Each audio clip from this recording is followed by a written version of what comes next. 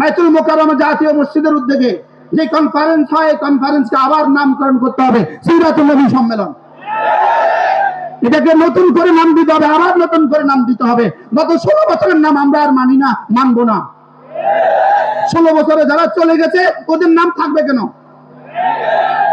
ওদের নাম আর বাইতুল মুকাররমে থাকতে পারে না। বাইতুল মুকাররম ইসলামী ফাউন্ডেশন উদ্যোগে যে সিরাত সম্মেলন হয়, এটা হবে সিরাতুন নবী সম্মেলন।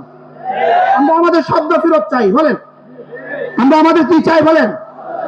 আমাদের সিরাতুন নবীর মধ্যে মিলাদুন নবী আছে কিনা বলেন? লেকিন মিলাদুন নবীর মধ্যে কি নাই?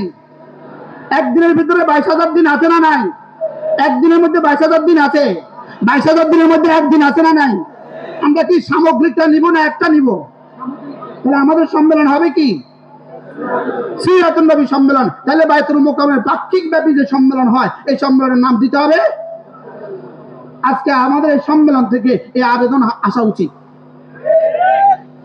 এই আবেদন লিখিত আসা উচিত যে বাইতুল মুকাররমে আমাদের সম্মেলন হবে সিরাতুন নবী সম্মেলন। ইনশাআল্লাহ, একমাত্র ইনশাআল্লাহ।